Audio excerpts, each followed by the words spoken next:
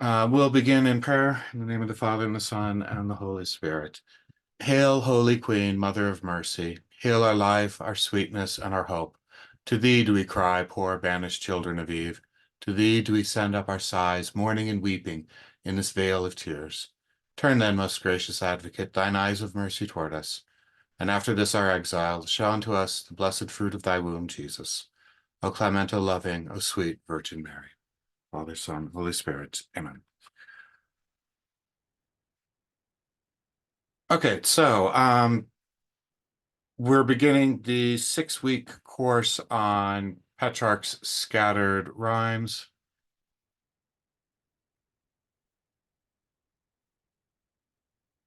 Second. I had a picture loaded in. I want to make sure that we can all see that. Just the background on what the course is about. Petrarch is possibly the greatest lyric poet in the European tradition.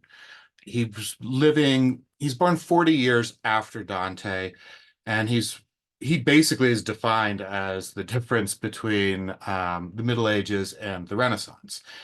Sometimes he's called the first modern man. He himself was the one who called himself the first modern man. He's so often associated with the Renaissance and humanism that it's occasionally lost that he was a devoutly spiritual individual. And what I'm hoping to do through this short course is demonstrate that spirituality in his most famous work, which are titled either The Scattered Poems or the Songbook, the Canzoniere.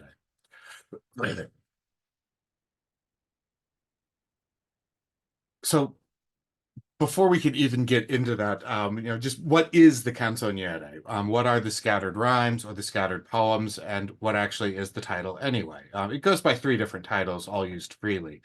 It's a collection of poems, 366 poems. The overwhelming majority of them are sonnets.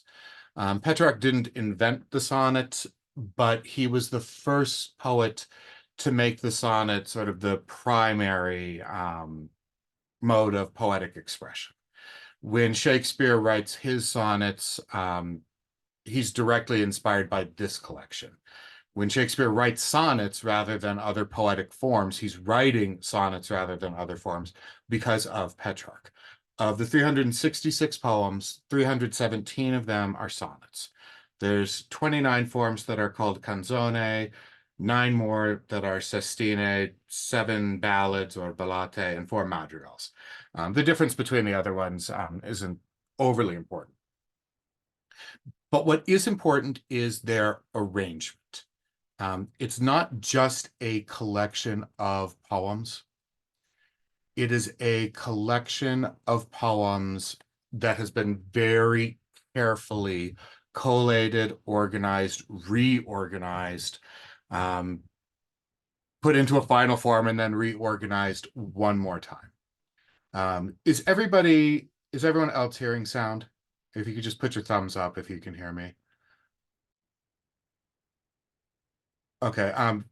For the one person who's not hearing sound, I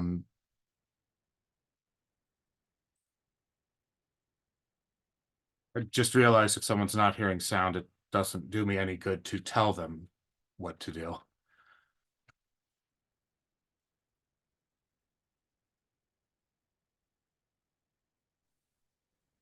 My sound is good. Okay. The best I can say is if there's an issue with anyone else's sound, again, they won't be hearing me. The joys of teaching online. Everyone else seems to be hearing sound. I think it's an individual problem. The recording will most definitely have sound in the worst case scenario. But that's about the best that I can do. Um, so we have a collection of all of these poems that have been very carefully collated. These aren't all the poems that he wrote. These are the ones that he selected and he arranged. And they're sort of in a chronological order, but not exactly. Most of the poems are very traditional love poems in the medieval love poem tradition that goes back to the troubadours. The modern concept of romantic love is coming straight through from these poets. When you read Petrarch's poems, you'll find metaphors and phrases that still occur in love songs. Um, but not all of the poems are about Laura. About two-thirds of them are. He also writes poems that are basically confessions. He writes political poems. There's poems of religious devotion, poems on friendship. I think the poems to friends and about friendship are the second largest group. So it's mostly about Laura, but a very significant portion is not. It's mostly chronological, but not entirely chronological. Um, so what exactly is the meaning of the work? That one is the complicated question. And rather than wrestle with that question, what people have done for the last 700 years is simply reinterpret the work in a way that makes it simpler.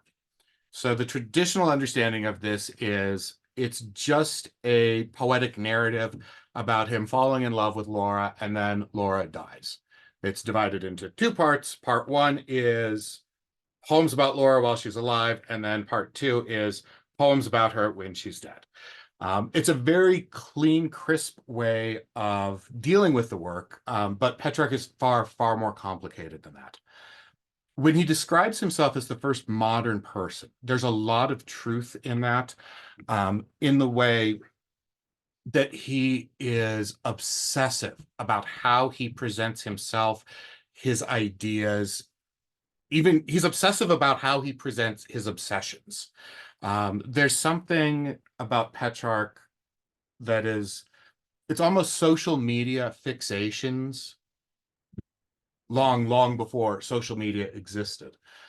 The idea of creating a brand that is yourself and very carefully choosing exactly what parts of your life you're going to share, what parts of your life you're going to exclude. All of that is what Petrarch does throughout his entire literary life. We know more about Petrarch than anyone else who lived before him, um, basically because he spent about 60 years writing about himself nonstop. Um, and this isn't to say that he's vapid or shallow. It's an incredibly deep, complicated personality. And the obsession that he has with presenting himself, he literally wrote a letter to posterity. Um, he literally addressed it just to the future. And it begins with, you may have heard of me perhaps and are interested in knowing more about me. It's possibly the worst effect of false humility ever. But that's Petrarch. That's how he goes about the world. Um, so if we're going to understand what the scattered poems are about and why they're worth reading in a biblical school class where we're trying to find spiritual enlightenment, especially during Lent, the best way of understanding the scattered poems, sometimes they're also called the RVF, their third name, is that it's the portrait of a soul. It's a soul that is conflicted. It's a soul that is very arduously going through the task of this Christian life, of trying to commit oneself completely to God, but failing repeatedly. So what are the competitions for his love of God? His love of Laura, his love of fame, and then his love of God. And the order in which he places those three changes. He knows exactly what the order should be. And the fact that he knows he should be putting God above all else and is unable to from time to time. That's the conflict that he expresses here. He expressed it in another work, which I was considering teaching that for this class. But it's called My Secret, which is this long dialogue that he's written between himself and Saint Augustine. Um, he summons up Saint Augustine the way that Dante summoned up Virgil in the Divine Comedy.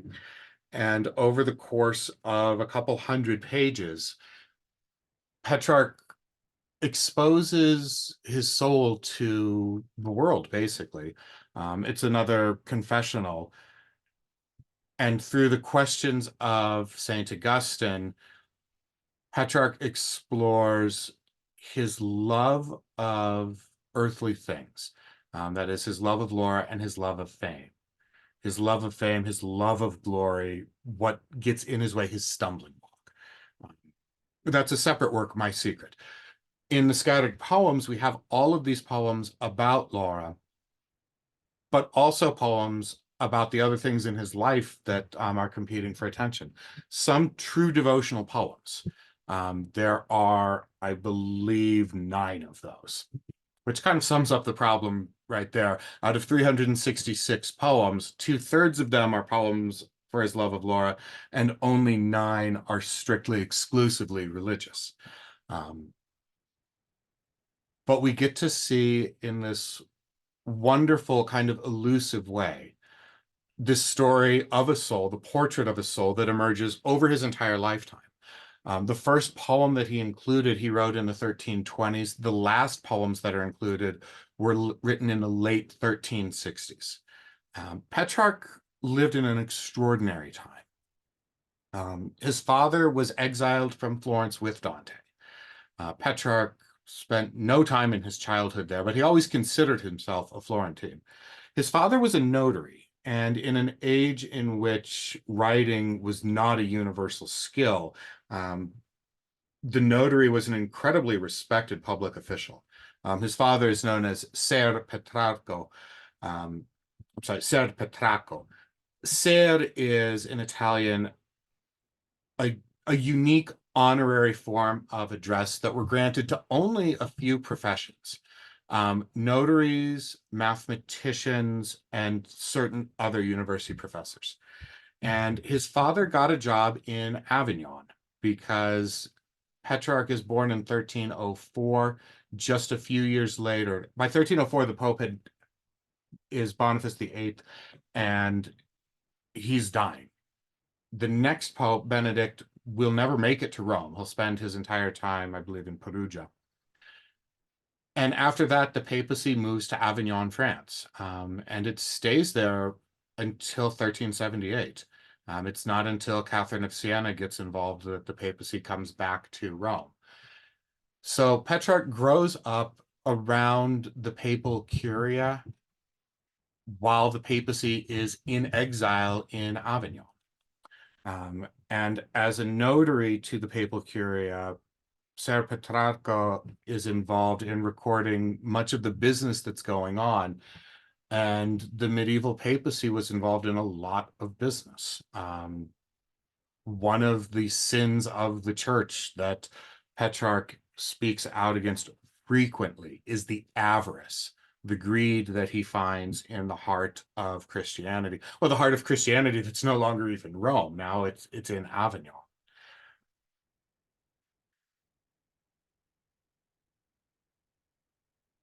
While he's dealing with the Avignon papacy,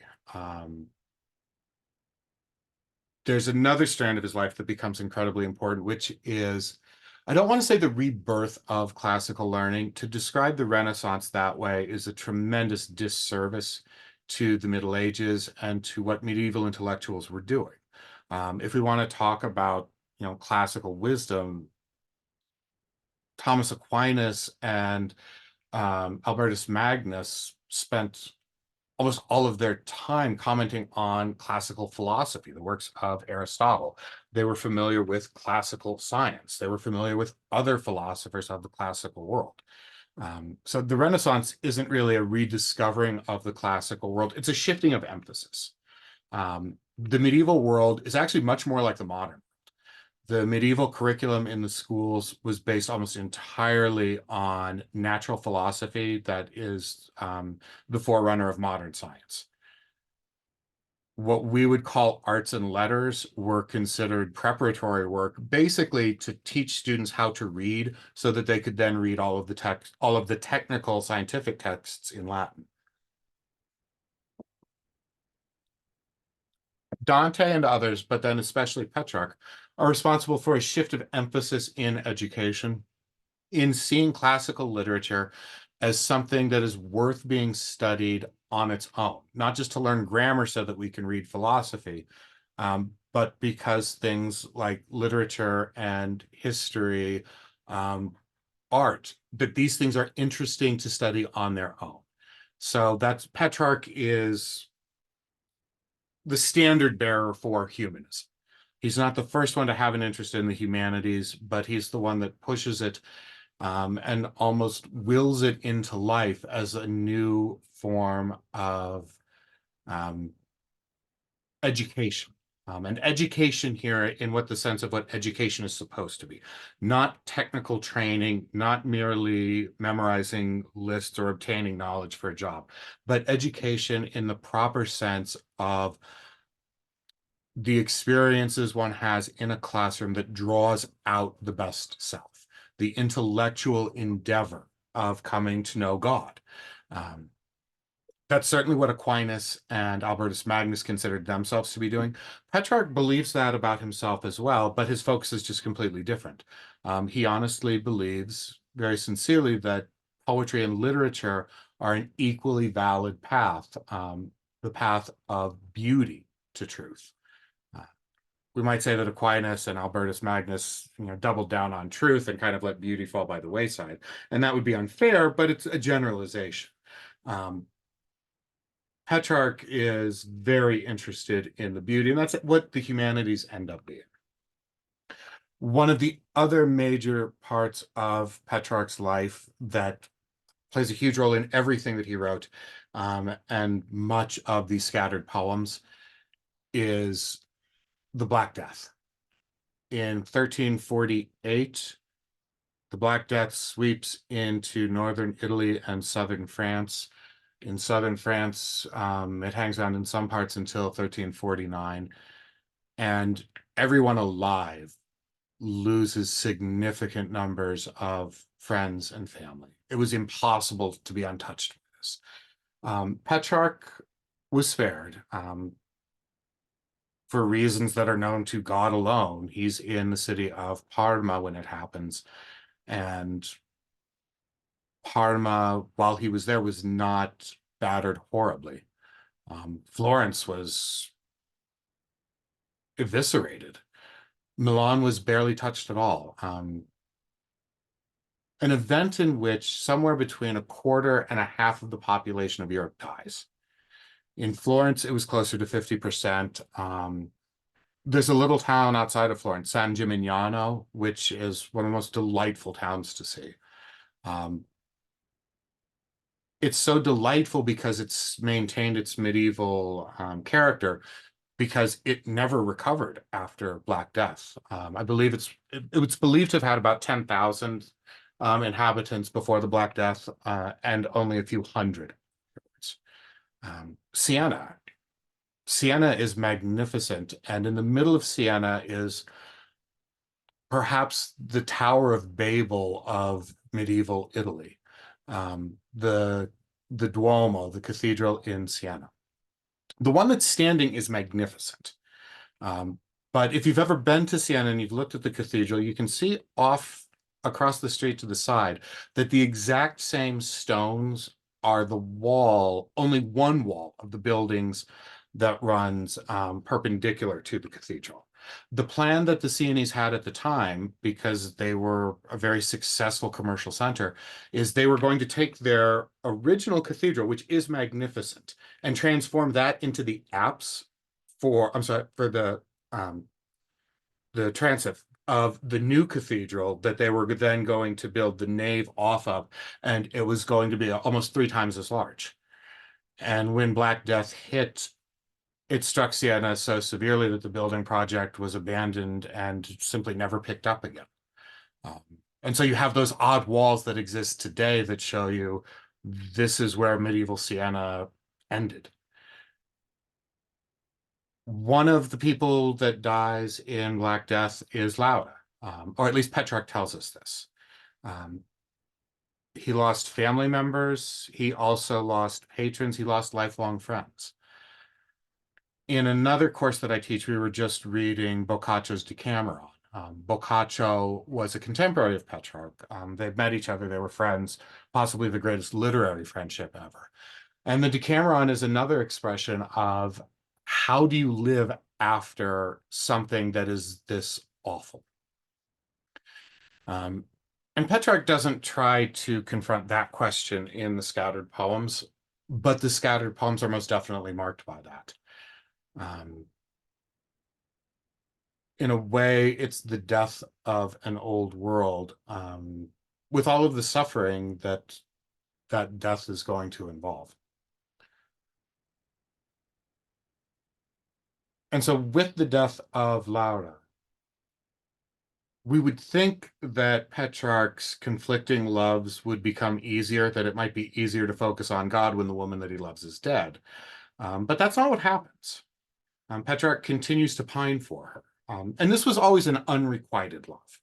Um, Petrarch never records any actual conversation or interaction with Lauda. He simply saw her one day.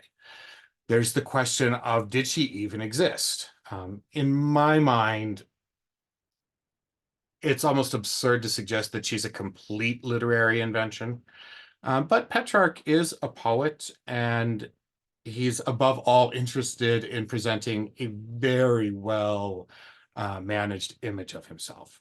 So while I'm firmly convinced that there was a Laura that was beautiful and that on April 6, 1327, Petrarch developed a youthful fascination and obsession with, whether any of that woman's actual biography goes very far in the poems after that, that's hard to say.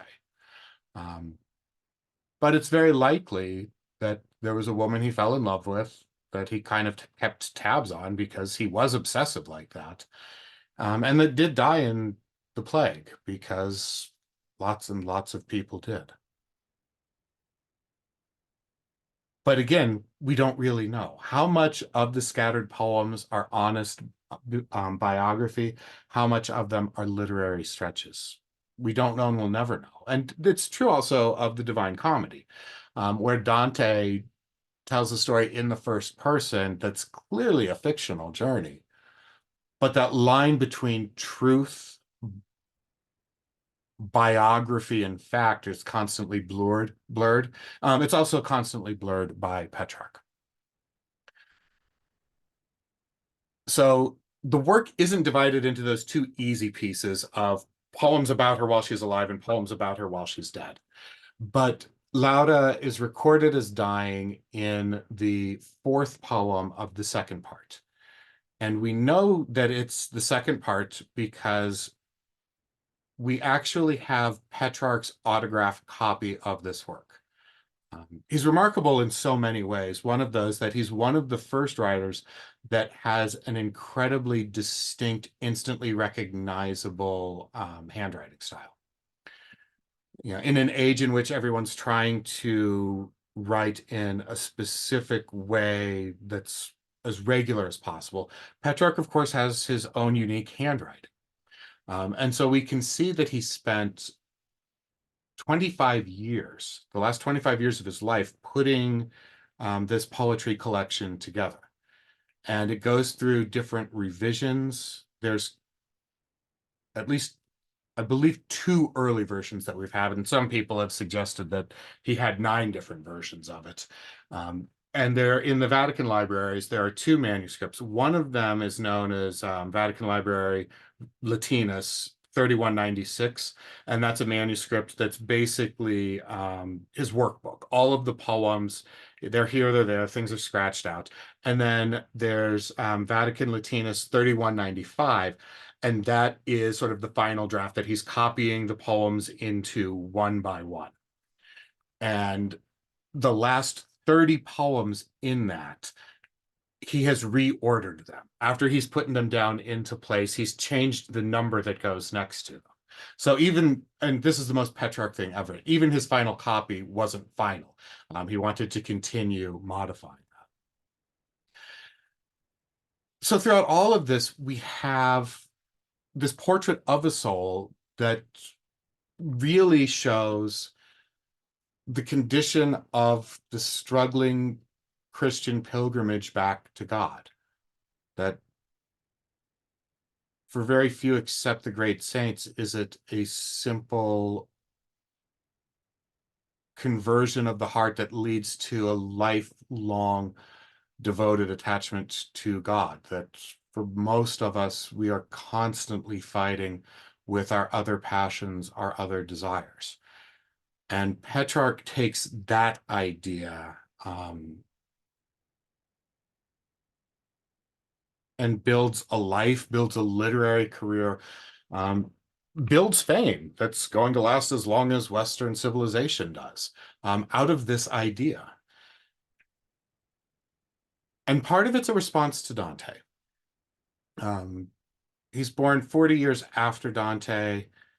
As Petrarch is just starting to write poetry, Dante has just completed the Divine Comedy and died. What do you do if you want to be an Italian poet right after Dante dies? The anxiety of influence. What Dante had done in his journey, he started off as a love poet just as Petrarch did. But in Dante's case, the woman that he loved, Beatrice, who, once again, it doesn't seem that Dante ever actually spoke to her. It would be delightful in heaven someday to hear the conversation about all of these women that did not realize they had so many poems written about them. Um, I'd like to think that Laura and Beatrice have that conversation. Beatrice dies in 1294 when Dante's not quite 30. So he's still a young love poet when he's establishing himself as a poet with the death of his beloved. And the Divine Comedy, when it's written 20 years after those events, is Dante sort of putting everything in order, and he's discovering what kind of love poet he is. He is the love poet that's writing of a pure love of God, but not to say that his love of Beatrice was a mistake. That Beatrice he loves, in that language of love poets, that the beloved is an angel, she's perfect, she makes me a better person. Everybody smiles when she walks by. I mean, all of these are tropes that come straight from Dante and Petrarch. Um, Dante takes what is usually a metaphor um, and makes it real. In the Divine Comedy, Beatrice works for his salvation, meets him at the top of Mount Purgatory, and then literally guides him through the heavens to the vision of God. Um, Beatrice literally takes Dante to God. His love of Beatrice literally saves his soul within the Divine Comedy. Um, the last of the words that Dante had written in his youthful work for Beatrice, which is called The New Life, um, is that he's going to stop writing about her now. And when he writes about her again, he will write that which has never been written of any woman. And in the Divine Comedy, he did that. He makes her the messenger that brings him the news, the path for his salvation, and literally brings him to see God. It sounds absolutely absurd. And the concept would be seen as so absurd if it weren't for the power of Dante's poetry making us believe that he literally did believe this. Um, the insistence that Dante has that she was his path to God is so profoundly expressed that we don't recognize how absurd the entire setup is. Um, Taking an expression that young men use exuberantly to describe the women that they love and building a theology on top of it, because that's what Dante did. Petrarch, of course, he can't do the same thing because Dante's already done that. But Petrarch loves Augustine. Dante did as well. Most of Purgatory is based on Augustinian thinking.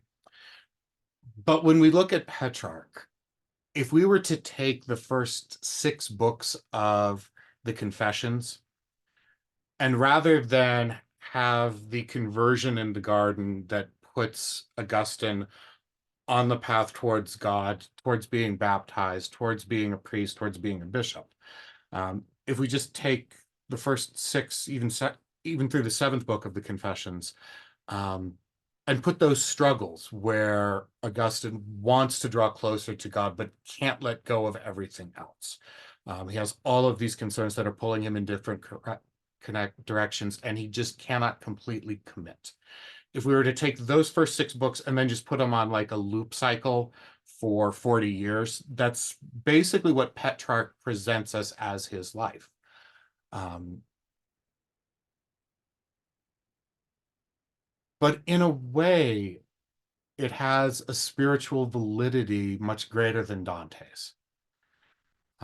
In reading Dante's poetry, you're aware of reading a great spiritual master that is convinced he can save the world, who has a simple plan that's very difficult to follow. That's what you get when you read Dante.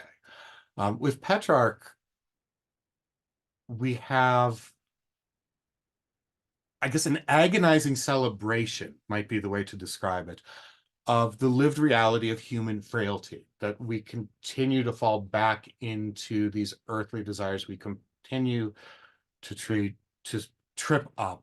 We hope we have two steps forward and one step back rather than a step forward and two steps back. But sometimes it's two steps back, and that's where Petrarch meets us. And so with that, I think I'm going to pause for just a second, since I've talked at you and thrown a ton of information at you for a solid half an hour now. And I'll do a quick pause. If there's any questions, you can either turn on your microphone, you can put the questions into chat. But I'll give us just a bit of a mental break and also a break for my voice before we start looking at the actual poems that I've selected. Tonight we're going to look at poems in the first 66 of the collection. And I had marked out the particular ones on the syllabus: 1, 3, 4, 9, 22, 23, 29, 35, 61, 62. I'm not sure what the HB is doing there. And 66. When we talk about Petrarch's poems, we always just refer to them by number. But I'm sorry, I said like 2 minutes ago, I'll stop for questions. I'll actually do that now.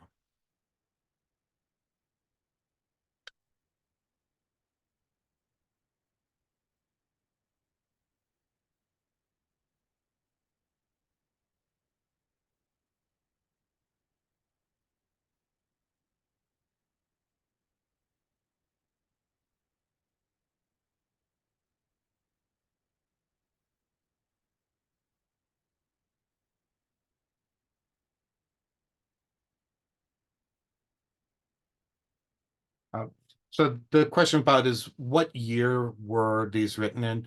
The first of these were written somewhere in the 1320s. We're not sure exactly where. I believe the last certifiable date that we have is 1368. I can check on that. I'm not positive.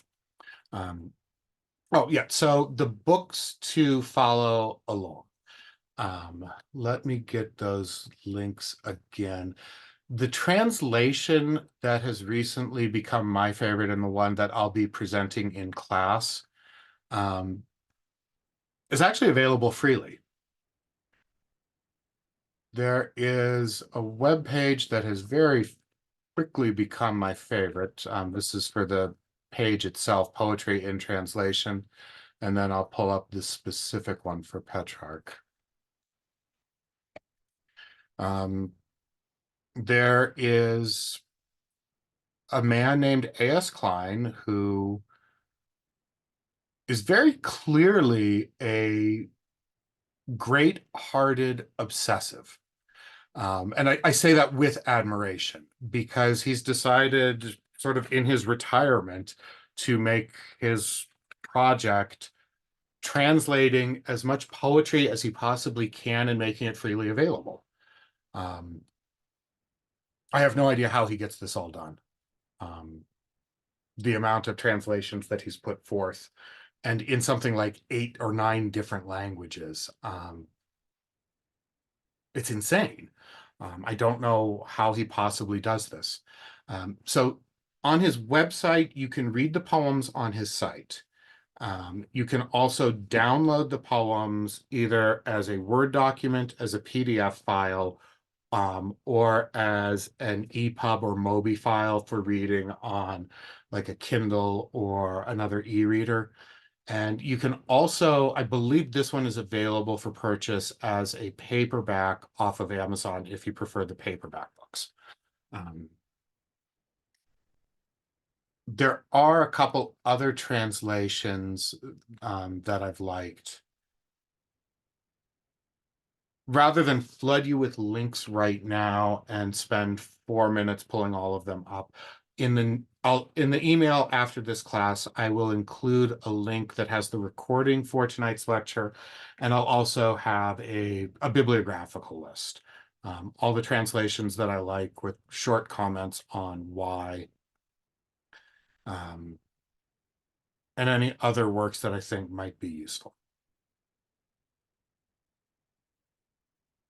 Okay. Um, the the only thing about Klein's translations are if you have any ability to read the Italian, and I'm not saying you have to be fluent in Italian, if you read basically any Romance language at all, um, you can kind of squint and get a sense of the original if it's presented facing page. So if you have the ability to get any sense of the original Italian, I would recommend that you get one of the translations that I'll include that has the facing page so that you can look at the original text. In class, for the most part, for the shorter sonnets, I'll read them out in Italian so that you can hear the music of the original that you just can't put into translation in any way. Um, that's how I'll deal with the question of why are you teaching a lyric poetry class in translation? Which is a good question because so much gets lost, especially with lyric poetry, where the music is so important. But with Petrarch, I think what he's doing in these poems is important enough that even if we lose the beauty of the original, he's still very much worth reading in translation. Um, if there's any more questions, I'll take those right now. Otherwise, we'll begin.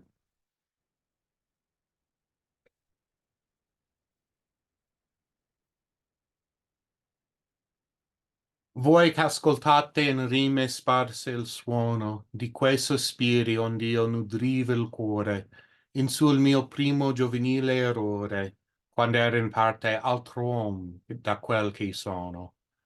Del vero stile in ch'io piango e ragiono fra le vane speranze e il van dolore, ove sia chi per prove intenda amore, spero trovar pietà, non che perdono. Ma ben veggio or, sì come al popol tutto, favola fui gran tempo, onde sovente di me medesmo mecco mi vergogno, e del mio vaneggiar vergogna il frutto, il pentersi, il conoscer chiaramente che quanto piace al mondo è breve sogno. So this poem was one of the earlier ones that he wrote. This had always been from the very first draft he had of the scattered rhymes or the songbook. This had always been the introductory poem.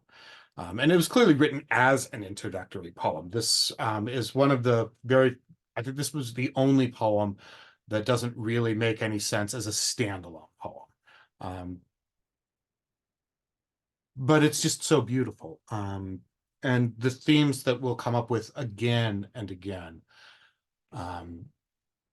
You're listening to the sighs on which I fed my heart. Petrarch invents something that's Petrarchismo, that is the poet that is making a spectacle of himself, the poet who is in love. It's an unrequited love, and he basically becomes a fool for the entertainment of everybody else. Petrarch very willingly creates that character of himself here, and this is something that gets copied by poets. To a certain extent, it's still available today. Um, And this idea of his youthful error, his giovanile errore, when he was in some way different than what he is now. And that's going to be the great question. Was he really that different in 1327 than he is in 1368? Um, we have all of these poems that seem to be pushing us in a direction, but we still keep going backwards. Is there actually any progression at all? Or at the end of this, is he exactly like he was in 1327? I hope to find pity and forgiveness for all the modes in which I talk and weep. Um, so it's the poet writing to an audience that he's connecting with emotionally, even though he has no actual connection to that audience. And this is interesting because it's somewhat unique in the love poem tradition. All of the love poets before Petrarch, whether it was in the Italian tradition or in the troubadour tradition in Provence in southern France, they had always formed this kind of elite circle of poets who wrote love poems about their women, but they wrote these poems to each other. Um, it was a very small literary elite that distributed poems back and forth amongst themselves. Petrarch's kind of opened this up here to, ironically, exactly us, this audience that does not know him, that is reading these works in a printed book, don't know any of these people that are talking about, but he wants us to share in his pathos, in his suffering that we have here. Um,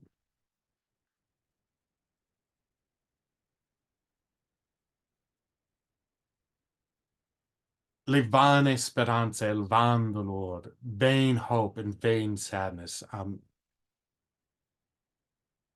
Vana, yeah, empty, hopeless, almost hopeless hopes.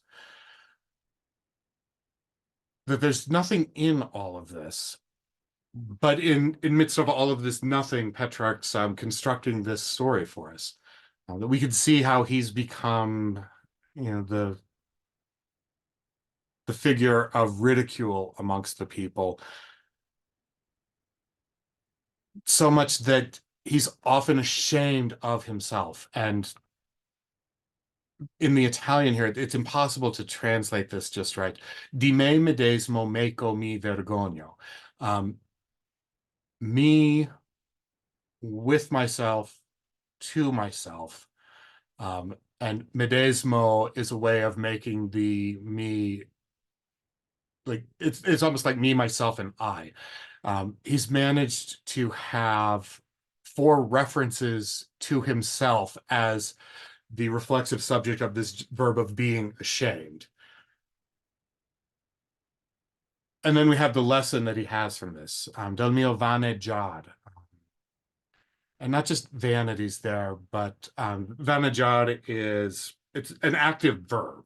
It's pursuing vanities. It's going off um, as a wandering fool.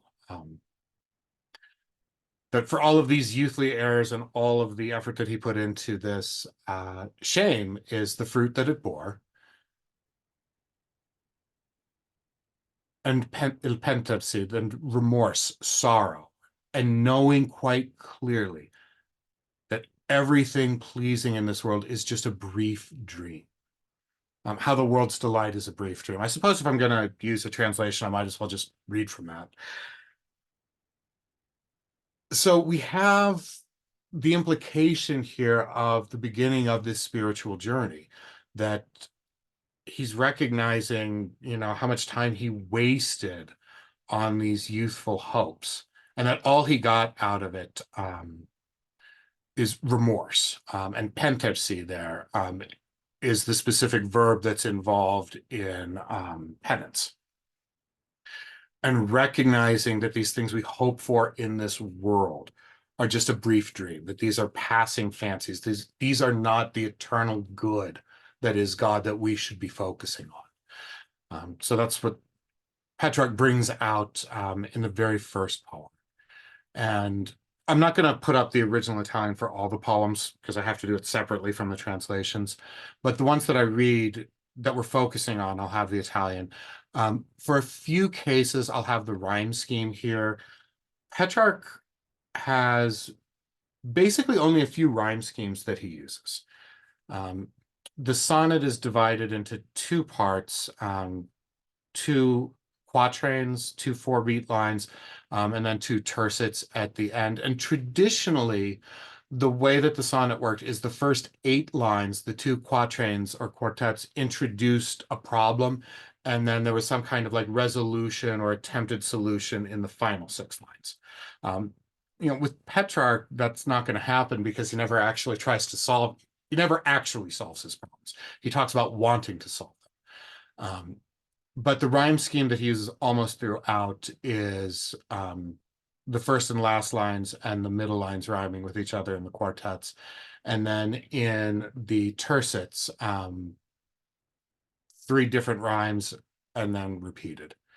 So it's interesting for someone with the poetic dexterity that Petrarch has, that he's almost imposing more limitations on himself, which makes the poetry all the greater, by not having all of these different forms, by not even having all of these different rhyme schemes. 303 of his 317 poems follow this or one of the other 2 variations on it. And there's a mathematical beauty to what Petrarch is doing here that we've kind of, no, that we've entirely lost in our appreciation of literature in the modern world. If we can think about that line, I can't remember which psalm it's from, but it talks about God setting forth everything according to weight and measure. And that was one of the images that the Middle Ages loved so much. You can find pictures of God the architect in so many different manuscripts. And something that the medieval poet believed in, and Dante clearly believed in this, and Petrarch does as well, is that a way of demonstrating the beauty of your work is to have these hidden mathematical proportions within it that reflect the incredible proportionality of the created world, that God's universe is created rationally. As you look at the planets circling in the heavens at night, they follow a specific pattern. It's all based upon proportion. Astronomy was considered right next to music in terms of what is their subject about. The quadrivium of arithmetic, geometry, music, and astronomy were all based on number. And by being based on number, what they meant above all was proportion. Poetry, of course, is all about proportion, where accents fall, where rhymes fall. And Petrarch's taken another step in that by numbering the poems, putting them into a collection, having particular poems stand out because of their form, and being able to immediately apply numbers to that. And although this theory isn't universally accepted, and most scholars don't care for it, I've found it very convincing that what Petrarch does by choosing these 366 poems is he's writing a calendar, basically. The calendar begins with the day that he sees Lauda for the very first time. And we'll have that here in the 3rd poem. Era il giorno ch'al sol si scoloraro per la pietà del suo fattore irai, quando i fui preso, e non me ne guardai, che i bei vostri occhi, donna, mi legaro. Tempo non mi parea da far riparo contro colpi d'amor, però m'andai sicur, senza sospetto, onde i miei guai nel comune dolor s'incominciaro. Trovommi amor del tutto disarmato e aperta la via per gli occhi al cuor, che di lagrime son fatti uscio e varco. Però al mio parer non li fu onore ferir di me de saita in quello stato, e voi, a voi armata non mostrar pur l'arco.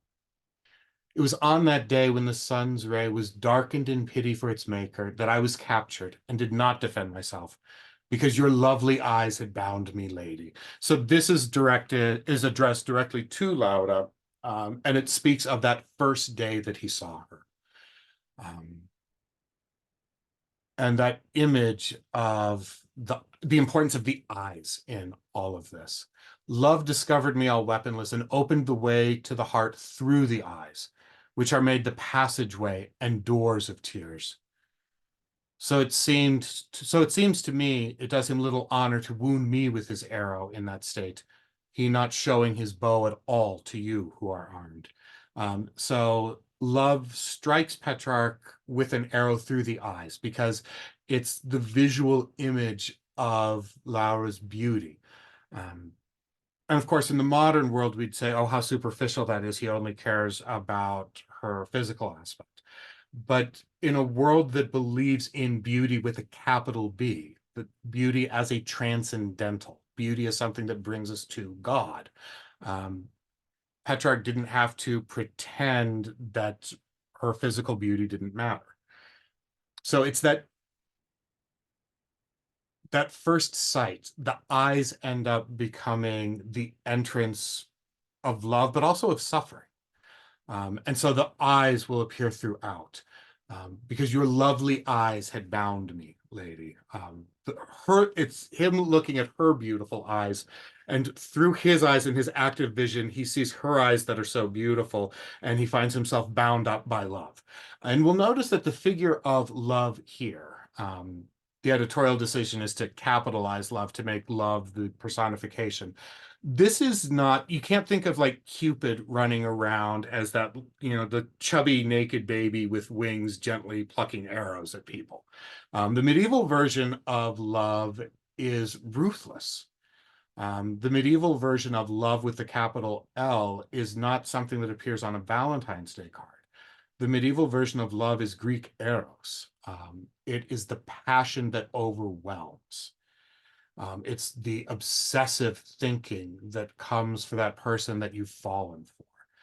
It is that experience of being so undone by emotions that you lose your mind, you lose your reason. That's the experience that in medieval love poetry comes up again and again. So the saccharine sweetness of Valentine's Day, we have to keep that out of our mind. And we have to remember back to our youth when erotic obsession overtook us and made us almost powerless. That's what Petrarch's talking about here.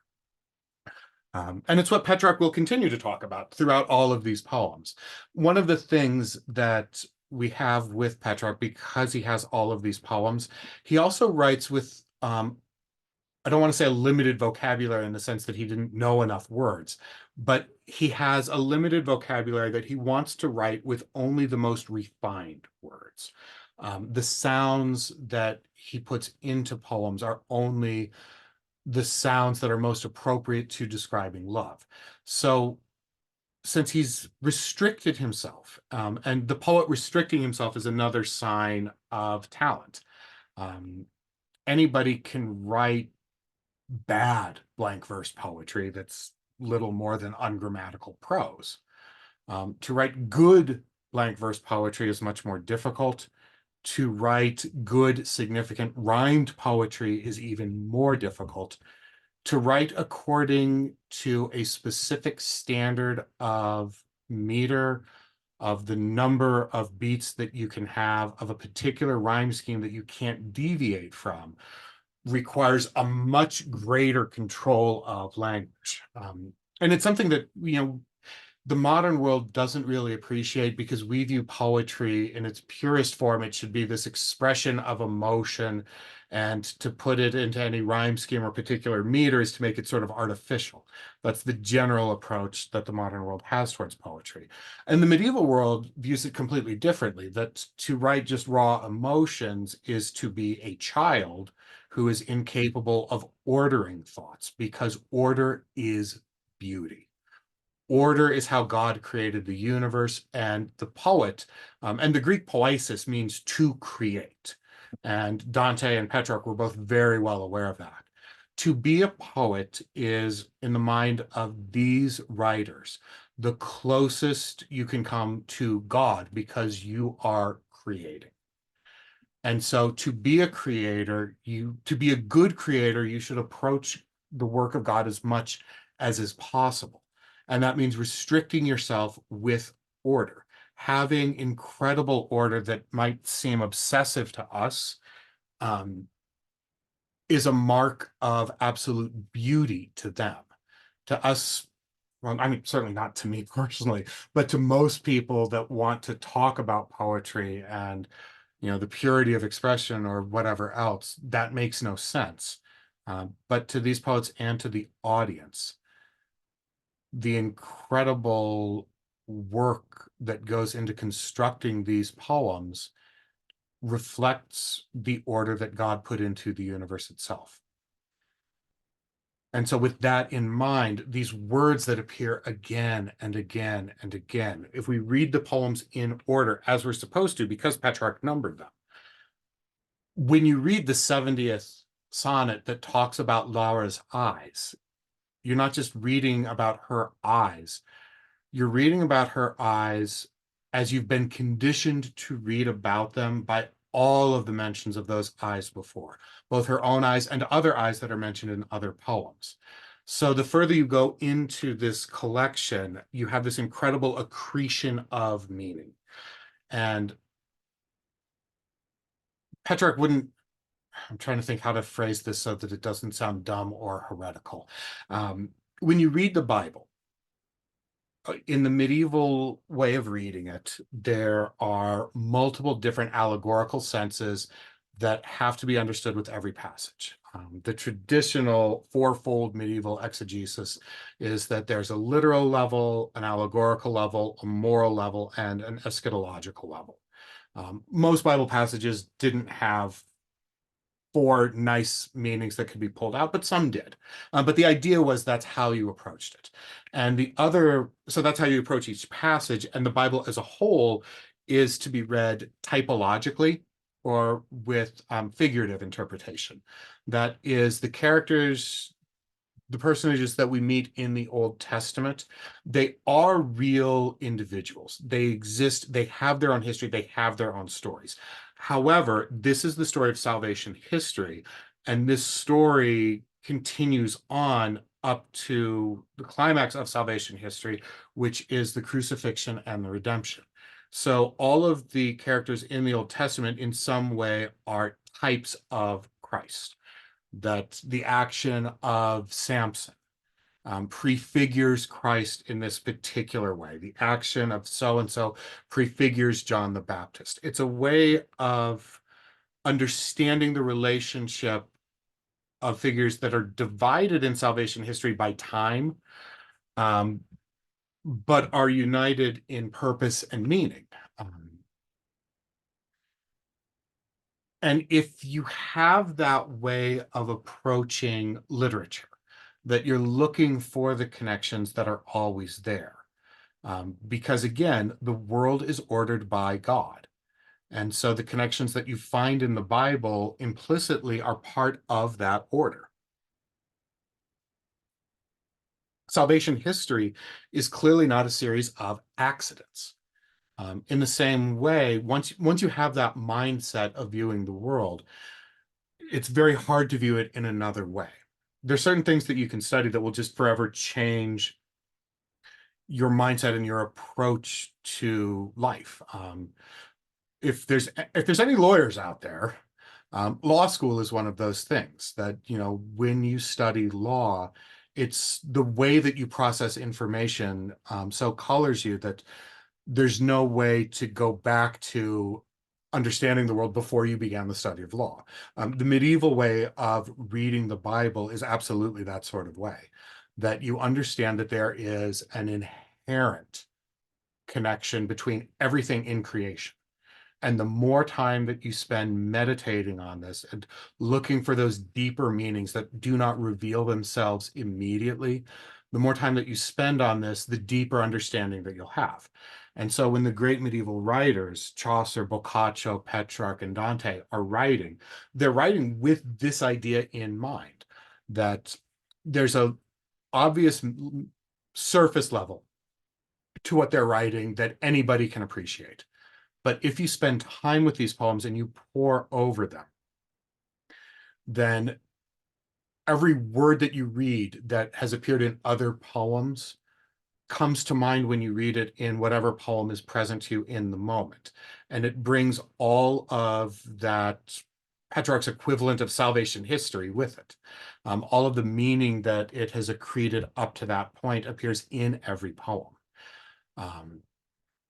So things like the eyes, the idea of amour, of love, striking him, of Petrarch being unable to resist.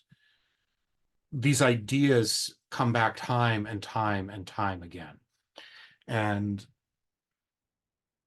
one of the criticisms about Petrarch, for the people who don't understand what he's doing in the scattered poems, is that he gets boring, is that, you've got 300 poems about how he loves Laura. And if you view it as just his love story of somebody until she dies, then yes, it's incredibly boring. But that's not what the story is about. The story is about Petrarch's act of desiring, and what he desires, and why he desires it, and why he desires things slightly differently today than he did before. And how he knows that his desires are in conflict with his beliefs about what he should desire.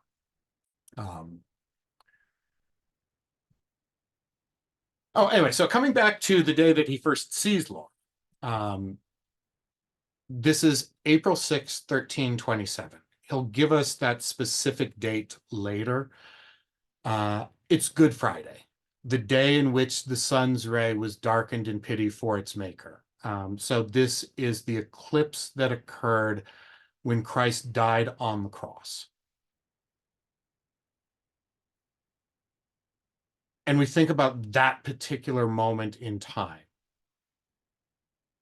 And we talk about, the universe being completely connected before, that of course, the sun's ray is darkened in pity for its maker because the sun is part of this orderly creation. That there should be an eclipse at the crucifixion is completely logical to everyone who has this view of the ordered universe. But that this is what Petrarch uses to introduce his love of a mortal woman should be jarring, that we begin with the eclipse that occurs at the death of Christ, that I was captured and did not defend myself. And then in the fourth line, it's revealed by your beautiful eyes, the bei vostri occhi. And the bei there is a shortened form of bei, which is beautiful. And in Italian, when the adjective comes before the noun, usually in Italian, the adjective comes after. Certain adjectives are placed in front, and bello is one of those. Almost every positive adjective that you have in English can be a translation of what bello is when put in front of the noun. So the begli occhi of Laura, not just the occhi, but the begli occhi. It has to be those beautiful eyes that come up again and again.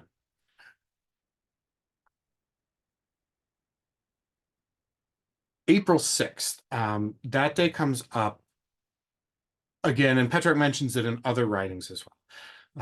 It wasn't actually the date of Good Friday in 1327. What Petrarch's insisting on that shows up in other writings is one of those things that's true in a larger sense, but not true according to the calendar. The significance of April 6th is that in the Middle Ages, April 6th was celebrated as the actual anniversary of the crucifixion.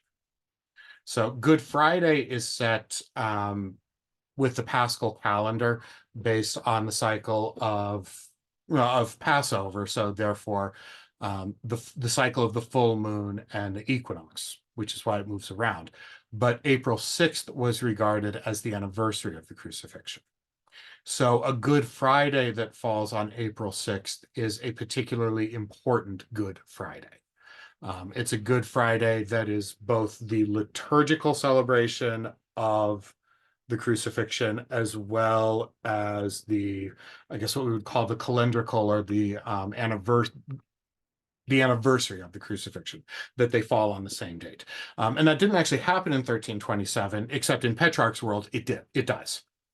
There's two other April 6ths that are on Good Fridays.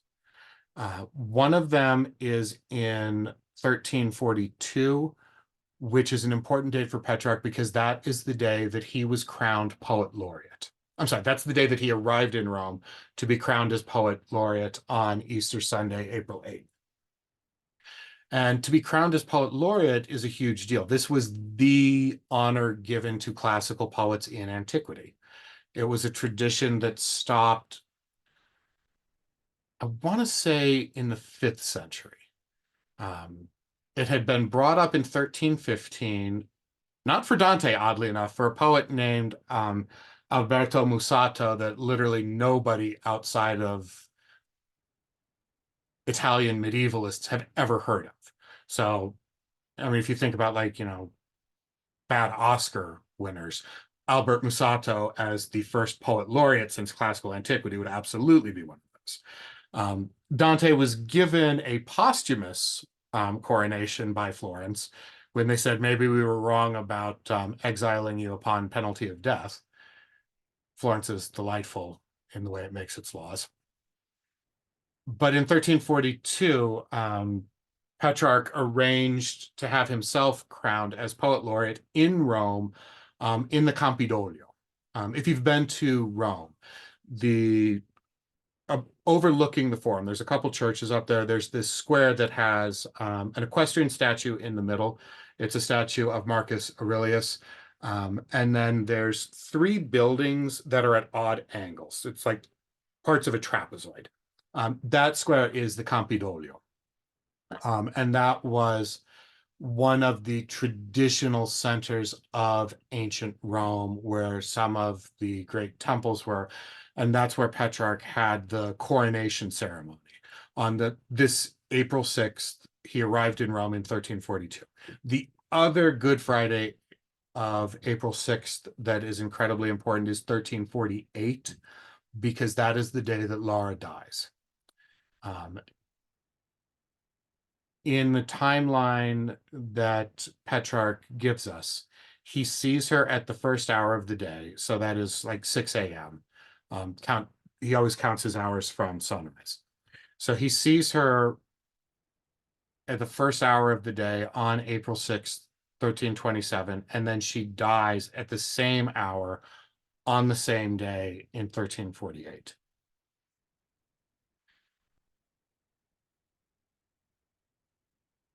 Her death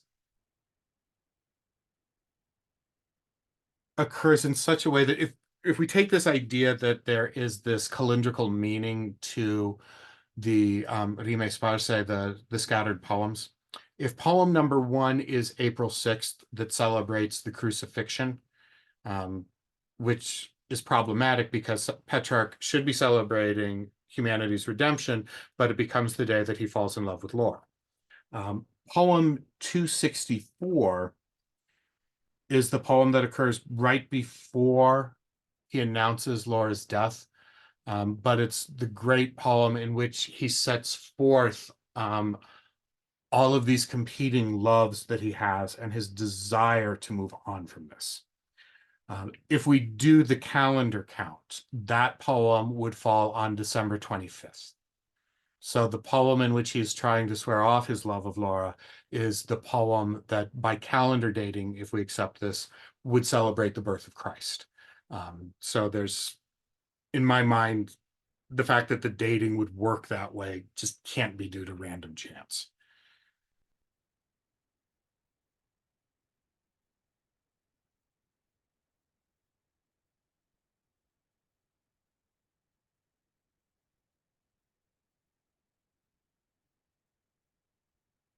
And then after that, we go on to a poem that has great religious sensibility, but then also turns into a discussion of Laura. So conflating the religious and the human. Quae infinita providentia arte mostrò nel suo mirabil magistero, che crio questo e quello altro emisfero, e mansueto più Giove che Marte, vegnendo in terra a illuminar le carte che ave in molt'anni già celato il vero, tolse Giovanni dalla rete e Piero, e nel regno del ciel fece lor parte. Di sé nascendo a Roma non fe grazia, a Giudea sì, tanto sovra ogni stato umiltate exaltar sempre gli piacque. Ed or di picciol borgo un sol n'ha dato, tal che natura il luogo si ringrazia, onde si bella donna al mondo nacque. So again, this idea of divine order of creation. We talk about the infinite art with which God has created the universe, making both this and the other hemisphere. At the time, they believed, I mean, everyone at Petrarch's time knew the earth was round. The whole thing about Columbus is one of the greatest nonsense stories ever. They believed that the other hemisphere was just uninhabited, however. So they believe God's created this one hemisphere where all the people live, another hemisphere where no one can live. He's made Jupiter better than Mars, and this is astrological. Jupiter, all the planets are believed to have their particular influence on the Earth. Jupiter has the best influence. Mars has a bad influence. But that doesn't make Mars bad. It's part of God's creation, part of the order that we have here. That Jupiter is gentle and Mars is not. When that providence and art descending to earth to illuminate the page which had for many years concealed the truth, taking John from the nets and Peter and making them part of heaven's kingdom. So here we have Christ coming down to put light on the page of prophecy. And if you look through medieval and early Renaissance depictions, especially Botticelli, there's a couple beautiful ones that he has. Quite often, the Madonna and Child will be printed, and the Virgin Mary will be reading from a book. And that book is inevitably the Old Testament. And it turns out in this painting that she's reading the prophecies of the Messiah. And so she has the word of God on one hand and the literal word that she's holding in the other. It's an image that you get all over the place. And quite often that page itself is illuminated not by exterior light, but by the child, by Christ the Word. So when Christ comes down to unveil the truth, that truth that had been celato, the truth that had been hidden, taking John and Peter away from their fishing nets, saving them. It didn't please him to be born in Rome, but in Judea. To exalt humility to such a supreme state always pleases him. So Christ is not just humble in accepting flesh, but he accepts the lowest birth. In terms of the Roman Empire, the most insignificant outpost that there is where Christ is born. And with this reflection, that we go from the grandeur of all of creation, the hemispheres, the earth as a whole, Mars, Jupiter, the entire cosmos, coming down through the whole history of salvation history as recorded in the Old Testament, all of the prophecies. And then we come down to look at the world then, and Rome, the greatest city at the time, he ignores that and takes the small, humble village in Judea instead. And we've had that beautiful image. And now we're going to go from talking about Christ to talking about where Laura is born. That's the woman that he loves and say hello. My daughters have decided to join us, apparently. The joys of teaching at home. Rather than continuing to discuss Christ and humility, we switch, and now we're going to discuss Laura again, who's being born in a similar state to Christ, that she's coming into the world in a place of humility. Daddy, And Daddy. can you wait just a second? I think at this point we'll pause for a couple seconds because I've been speaking for about 45 minutes, I guess. We'll pause for any questions just over these first three poems. Now that we've made it through poem 4, we'll try to get to poem 66 in the next 45 minutes. And if anybody would like to wave to my daughters, they can see you in the little Zoom window, and their favorite thing is waving at my students and seeing them wave back.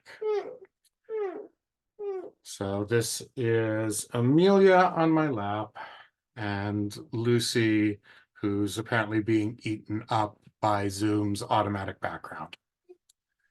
Okay. So if there's any questions or anything else, I'll clear that up before we move on. Can you sit in the brown chair? No, just that's me. Mimi, can you sit in the brown chair, please? It would make it a lot easier for Dad. Do you want this? If anyone feels interrupted by my daughters, please let me know and we'll keep them out next time. But it's usually a safe bet with biblical school audiences that the audience finds them delightful. Because they're always charming for other people, as I'm sure all of you have had the same experience. And Daddy. so they said hello, Amelia and Lucy. Hmm. Would you like to say hello back? You can say hello. Okay. All right. So we'll take that break from me talking about 3 poems for 45 minutes to here's some delightful children. I need more of Daddy. Please don't write on my nose.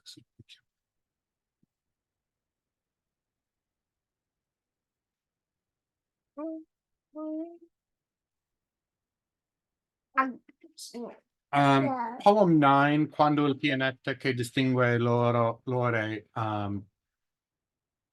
It's another poem that has this cosmological beginning that we're looking at the sun, that planet that, please don't write. I just need to answer.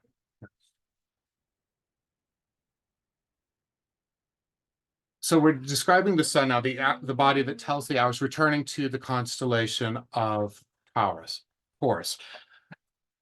Petrarch's delightfully long way of saying that a year has passed, that the sun was in the constellation of Taurus previously and has come back around now. This is the first of what are called the anniversary poems, that on April 6th, throughout his life, Petrarch would come back to the day when he first saw Laura, and he would write an anniversary poem. And the poems that he's writing on the anniversaries are no less conflicted and complicated than anything else. What's it say? She who is the sun among the ladies, shining the rays of her lovely eyes on me, so there's the begli occhi again, creates thoughts of love, actions, and words. But whether she governs them or turns away, there is no longer any spring for me. So again, it's the experience of unrequited love. This is not my lap. this is not a delightful, happy experience. This is an experience that is confusing, that is distracting, that is torturous for Petrarch. Mommy, let's you want to get on your lap now. Okay, so now we're going to skip ahead through. No, we have to stop at this one. Muovisi il vecchierel. This one. Muovisi il vecchierel canuto e bianco del dolce loco ova sue tapornitas. E della famigliuola spigocita che vedi il caro padre venir manco. Indi traendo poi l'antico fianco per le estreme giornate di sua vita, quando più col buon voler saita, rotta dagli anni e dal cammino stanco, e viene a Roma, seguendo il desio per mirar la sembianza di colui, ancor lassù nel ciel veder spere. Così lasso talor vo cercand'io, donna, quanto è possibile in altrui, la disiata vostra forma vera. So we have, I mean, it's another Laura poem, but it begins with this absolutely beautiful image of the old pilgrim. The old pilgrim who is leaving home, the family that is so upset to see the father leave, and he's going to Rome. He's going on a pilgrimage to Rome to see Veronica's veil. Veronica's veil was the greatest single pilgrim icon attraction in Rome at the time. And just those beautiful lines. He reaches Rome following his desire. And so much of this work is about desire, to gaze on the image of him whom he hopes to see again in heaven. The old man, towards the end of his life, making his pilgrimage to Rome,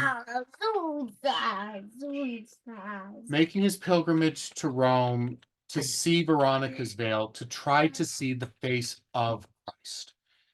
Not just the image of Christ that he's seen everywhere, but to see the actual face of Christ as it appeared on earth, and that he hopes to then see again.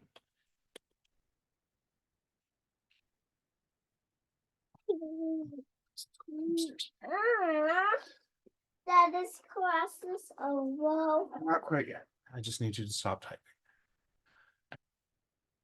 So again, similar to what we had in the other poem, we have this beautiful beginning that then turns from this deeply moving religious image to what is Petrarch doing? Is Petrarch going to Rome to see Christ's face? No, he's going about and hoping to find the form of Laura's face in random passerbys.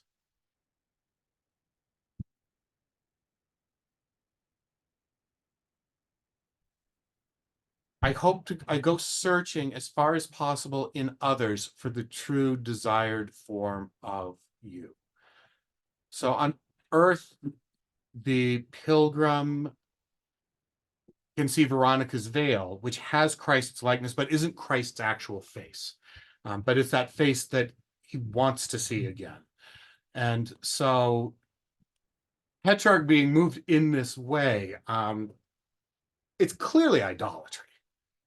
That he's literally substituting Laura's face and the desire to see it for the pilgrim who is searching for Christ. And the charge of idolatry against love poets was one that had been made for centuries. If you're going to praise your woman literally to the heavens, claim that she has this angelic presence about her, claim that she's like God, it's a very short step from that to turning your beloved into your God. Something that happens frequently in the world today. That those who confuse loving a human being for the satisfaction that only loving God can give, wanting another limited mortal creature to provide the infinite joy that we're capable of. The Middle Ages recognized the problem with that, at least. And they recognize that not only is it hopeless, because the poets would agree with that. The love poems, they don't end well. The love poets are writing poems because they haven't attained their desire. But even in trying to obtain that desire, they're turning their woman into an idol.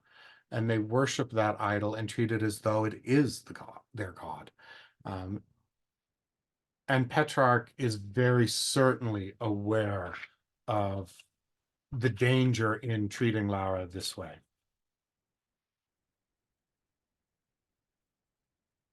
This poem, 22, I wanted to stop here. This is one of the forms. It's called a sestina. I'm only aware of one sestina being written in modern poetry, and that was by Ezra Pound, intentionally trying to imitate a troubadour poem. Rather than having rhyme sounds, these poems function by having words.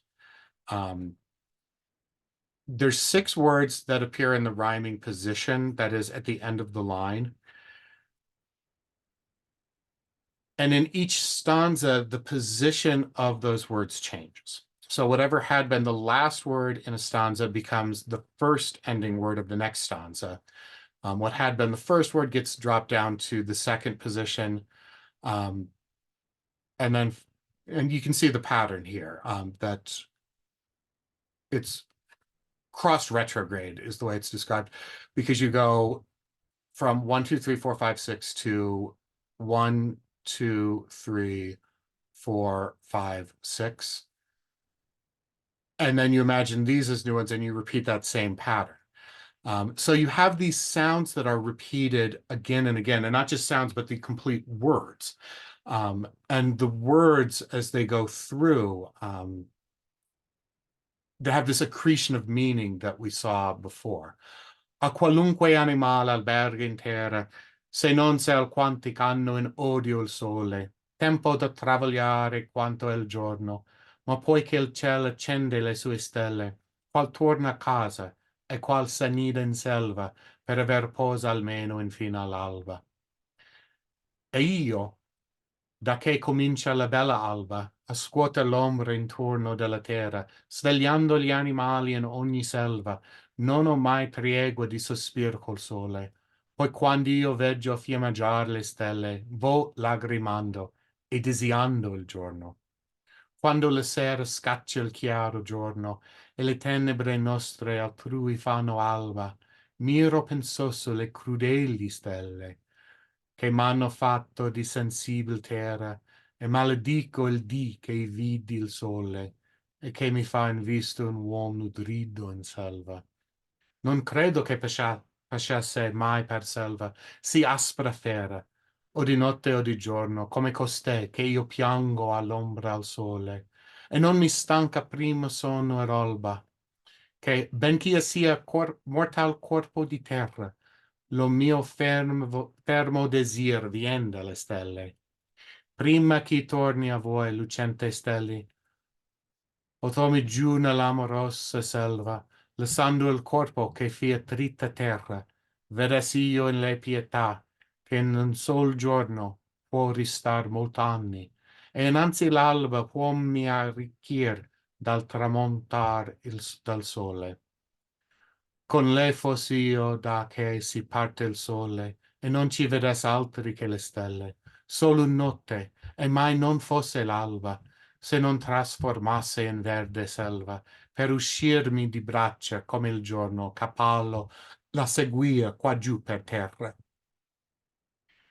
Ma io sarò sotterra in secca selva, e il giorno andrà pien di minute stelle, prima che si dolce alba arrivi il sole. So what Petrarch does here, you have the 6 stanzas that put those 6 rhyme words in all their different positions. And then you have this final piece here that's called a congedo, a shorter send-off verse that includes all of those words in different positions. So you have what's so dear to Petrarch, this image of progression, that you're moving through this sequence, but you're not actually going anywhere. you're taking the same things, and rather than moving in any direction, you're going over the same thing simply in a different order. And so that's what's going on formally within the poem. And within this poem, it's a poem about time. The words that he's picking, terra sole, the earth, the sun, day, the stars, the forest, and dawn. The forest kind of stays out of that, but the others, the earth and the sun, well, that's what determines the time of day, the position, the relative position of the earth and sun. And day appears here below it. The stars mark the change in the position, and alba, the dawn, marks the moment of the sun coming up over the horizon. And that very idea is played with in the verses that go about we're moving from day to night. But he's not changing.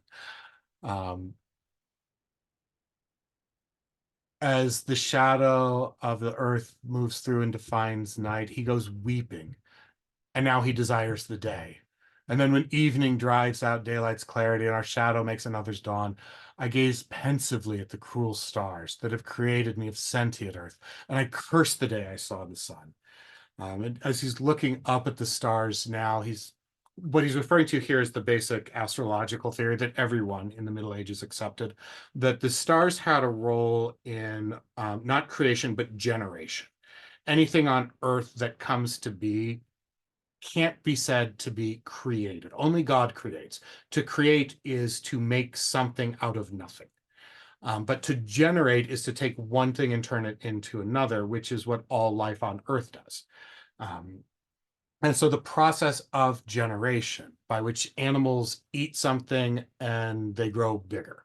Something dies, it decays, and things grow on top of that body. It's a transformation, which is another huge concept for Petrarch. The transformation of one thing into another, that is controlled in its outcome by the position of the stars. And it was believed that the stars had their particular qualities given to them by God, and that they had particular roles to fill in forming the incredible diversity that is the world. You have all of these human beings, but they're all completely unique. Where does this uniqueness come from? For human beings, that uniqueness is owed partially to God because the human soul is created directly by God. But part of the human being is created naturally in the womb. And so that uniqueness that we have to account for, that even twins are different, that uniqueness is accounted for in large part by the stars and their influence. And now Petrarch's looking up at these cruel stars, having created him of sentient earth. And he's cursing his life that he lives in such misery. And he lives in misery because of she, that creature than which no one is so harsh. And he begs that maybe one day he can see pity in her, that as we have these cycles of day and night, as he's looking up at the stars and thinking about creation, he wants that change from harshness into pity so that the love can be requited. And then after, in the sixth stanza, he has the fantasy sequence. Well, he's begun that here, that he would like to see pity in her one day.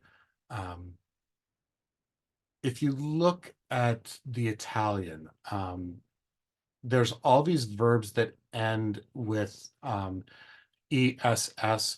That's the particular ending that indicates a past imperfect subjunctive.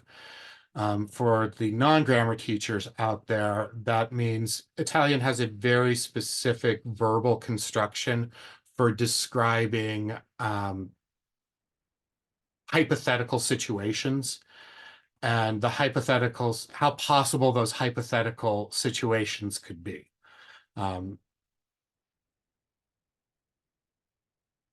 So when we have this particular phrase, we're in the world of pure dreaming, pure hypothesis, not tied to reality at all. This is what he's wishing for, but by the very form of the verb is indicated that this is not what is happening or likely to happen. And he tells us that in the congedo, but I will be beneath the wood's dry earth, and daylight will be full of little stars before the sun achieves so sweet a dawn.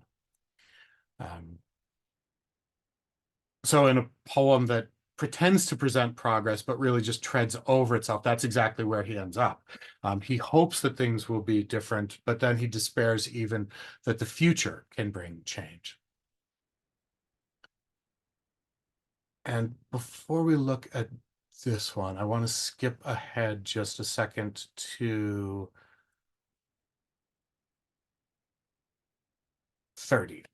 This is the second sestina. On this one, the translator has succeeded in matching rhyme words.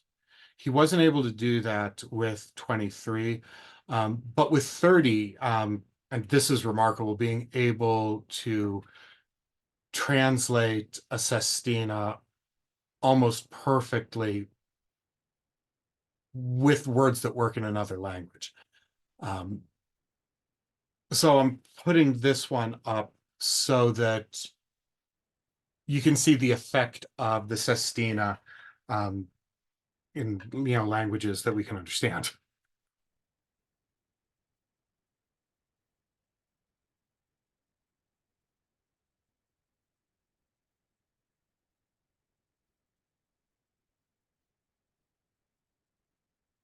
And this is also an anniversary poem. That here he's marking 7 years since he first saw her.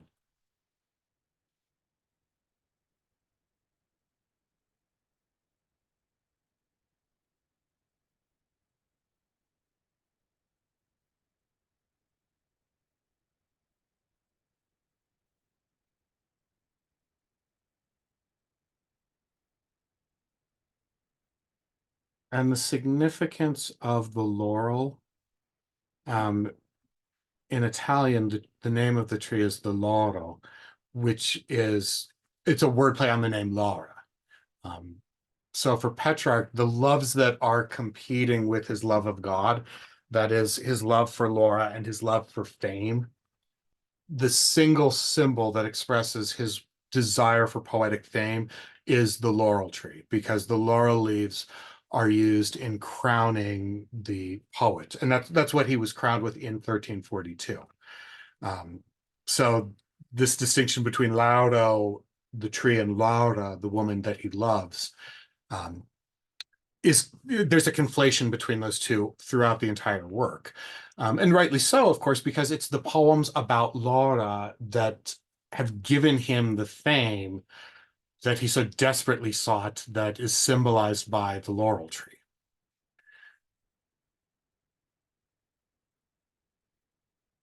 Oh, I'm sorry, I gave you the last 3 stanzas to read before the first 3 stanzas. But that's okay, it's a sestina, so you know how those words are going to end anyway.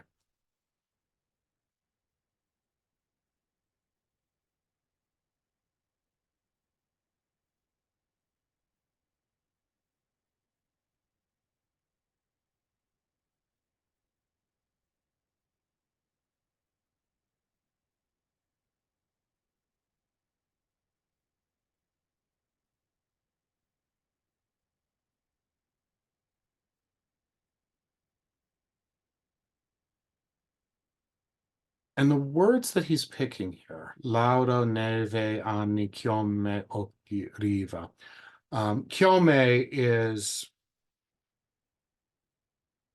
it's a very high register word for describing hair. It's chiome it's a Greek word that he's basically plugging in because it's the best word that you can have in Italian to describe beautiful tresses, I suppose.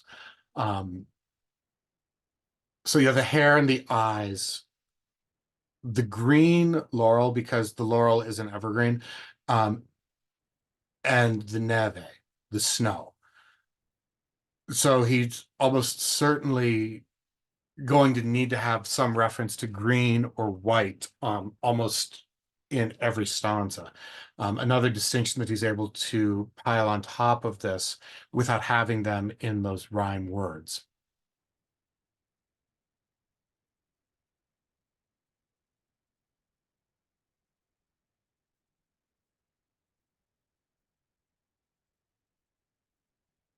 And it begins as a poem, about Laura, as so many of them do, but goes into the deeper meditations. Um, Time flies and they vanish those years. Vola il tempo. And here we're recognizing a phrase we use, but Petrarch is using a phrase that he's taken from Horace, tempus fugit. Those years vanish, so that death comes to us. And so sure, either with dark hair or with white hair, I'll follow the shadow of that sweet laurel through the brightest sun and through the snow until the last day closes my eyes. As Petrarch goes back and forth about his obsession with Laura, he has the moments like these where he's going to remain steadfast in this obsession, that he's acknowledging the hopelessness of it, but he's fixed into place. And whether death comes to him in his youth with dark hair or as a white-haired old man, he'll follow the shadow of that sweet laurel, which here means both the woman Laura, but also the fame that he's achieving. And it's one of the comments that he has later on, and that everyone in the Middle Ages would have read repeatedly, that quest for fame is never, ever fulfilled.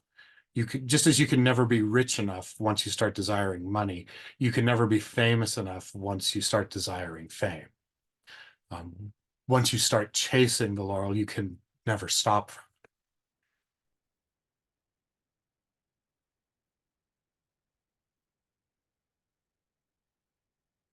And the ending where he brings all of the words together, the laurel, topaz in sun on snow, is exceeded by blonde hair near the eyes that bring my years so slowly to shore.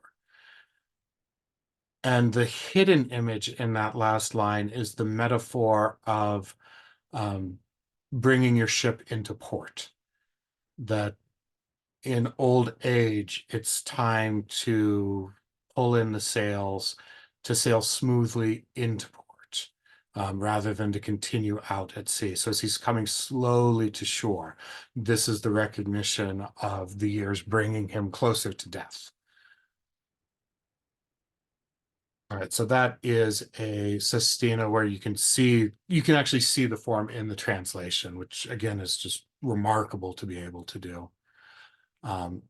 Poem 23, as we can see here, this is one of the longer ones, 150 verses. This is the first canzone that appears.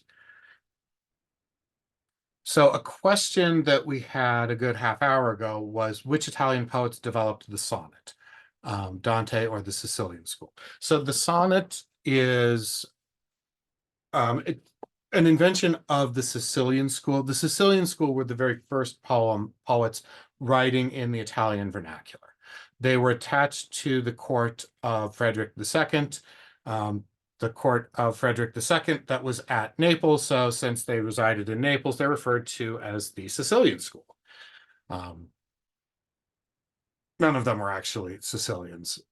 But the kingdom that Emperor Frederick II had was known as the most delightfully geographically confused name ever, the Kingdom of the Two Sicilies. You had the island of Sicily, and then southern Italy apparently was the second Sicily. In the 1210s, 1220s, this is where Italian poetry has its beginning. And at first, these poets were basically just translating Provençal or Occitan poetry into Italian. Then they started writing their own using the forms.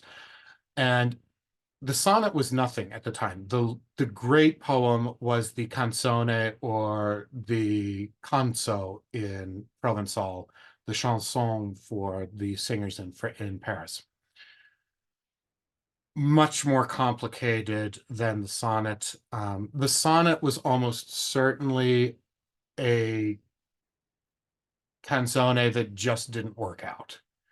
That you had somebody writing what was going to be intended as a longer poem, and at 14 verses just stopped and kind of liked what he had. That's almost certainly how the sonnet came about.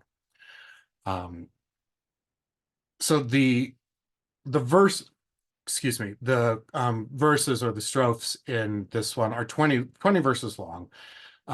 It's divided up into two parts. The first part is the front, a good name, I suppose, for the front part. That's the first 6 verses here.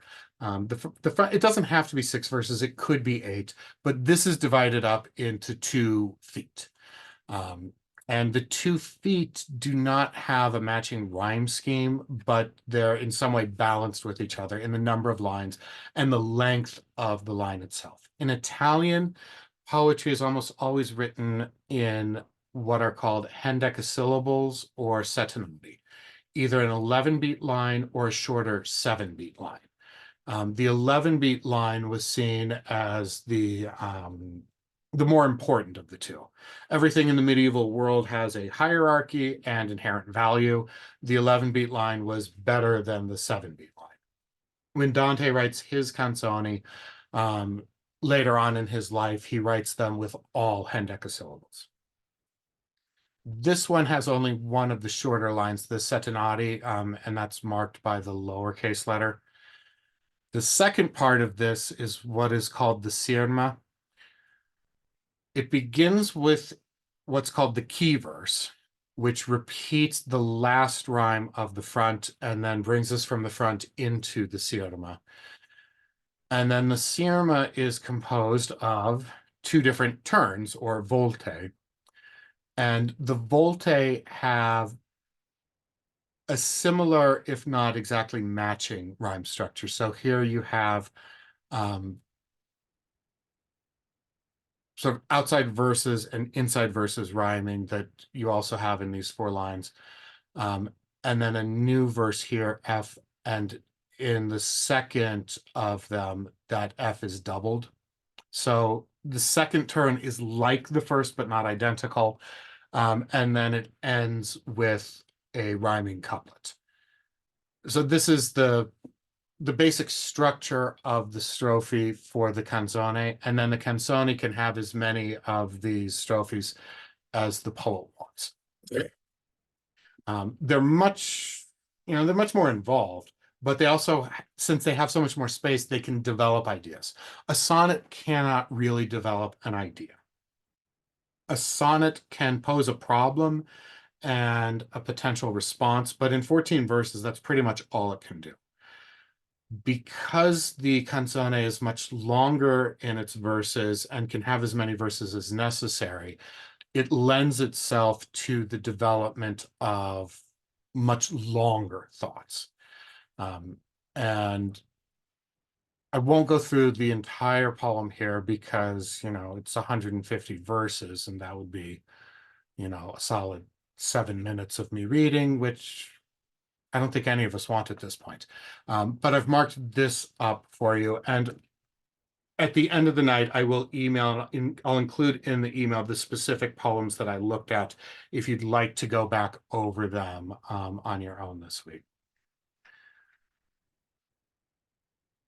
A solid 150 verses that is just absolutely filled with mythological references. Dante loved his mythological references as well. Petrarch, being Petrarch, has to, of course, overdo them, because if Petrarch's going to do something, he's going to overdo it. He makes an entire personality out of overdoing things, out of being obsessive. So I included the note. This is the note that appears in Klein's translation. So if you take a look at that website that I linked to, this is the note that he'll give. For the most part, Klein doesn't comment on the poems, except for the occasions where Petrarch is pulling out obscure references to classical mythology. And then Klein includes what those references are too.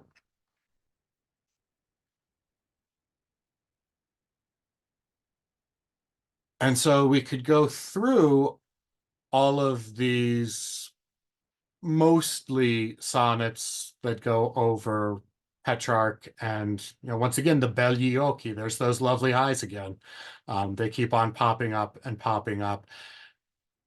And the sense of the love, the obsession that he has for Laura that he cannot let go of. And in some of these moments, he's remorseful about that. In some of those moments, he knows he should be remorseful, but instead is hanging on to that. In some of those moments, he shows these brilliant flashes of deep religious meaning that he then turns away in the final two lines by going back to Laura. But since we're trying to do 66 poems in 2 hours rather than, a week, 50, Nella Stagione, this is another of the long canzoni that he writes. This is also one of the anniversary poems that he's writing again on April 6th. And what better way to make sure you keep your obsession throughout the years than by obsessing about the date that that obsession began and obsessively writing poems on that date?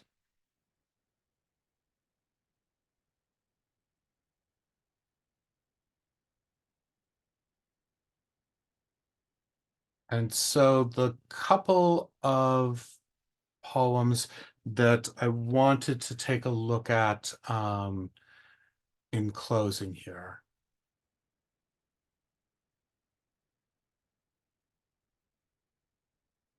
Blessed be the day and the month and the year and the season and the time and the hour and the moment and the beautiful country and the place where I was joined to the two beautiful eyes, the Belli Occhi again, that have bound me.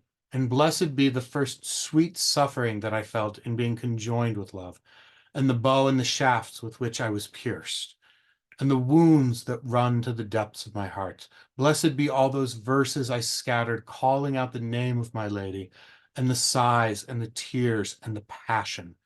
And blessed be all the sheets where I acquire fame, and my thoughts that are only of her, that no one else has any part of. And so here we have just the absolute celebration of the two misguided loves that he has, of Laura and of Fame. So blessed be everything about when he met her, the day, month, the year. But of course, the day, the month, the year, and the season, those should be blessed for another reason, because that day is April 6th, the crucifixion. And he's put this in a position where we know that that's the day that he's talking about. So even with this beginning, it's not just that he's misguided. It's that he's misguided in a way that is sacrilegious.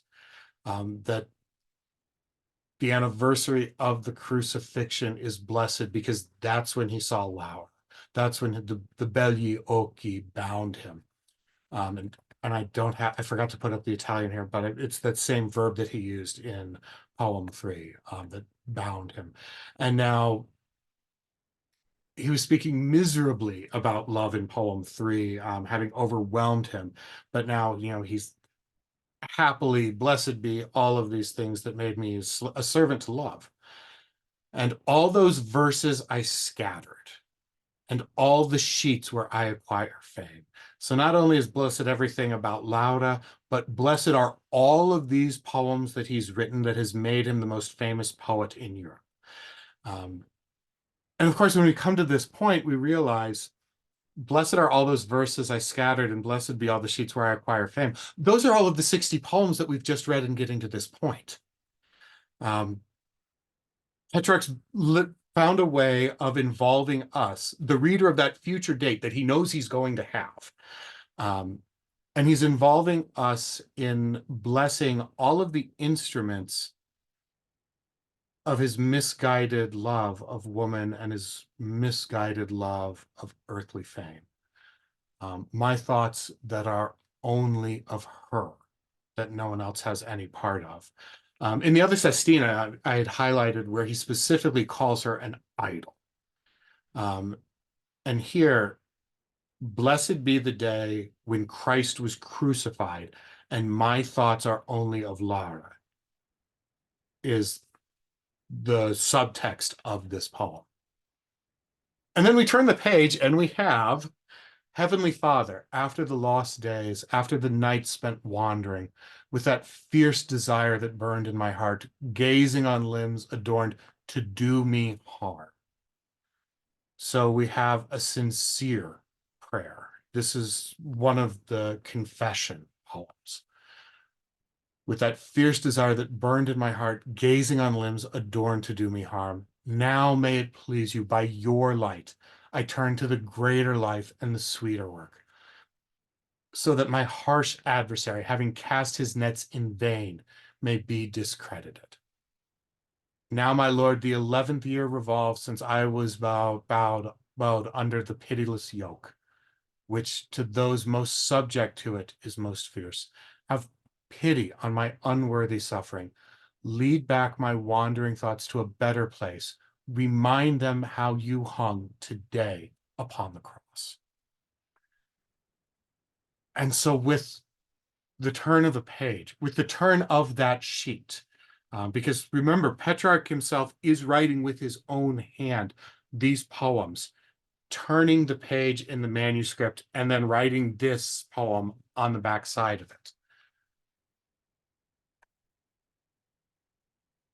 where he admits, and he's not, Petrarch is being sincere in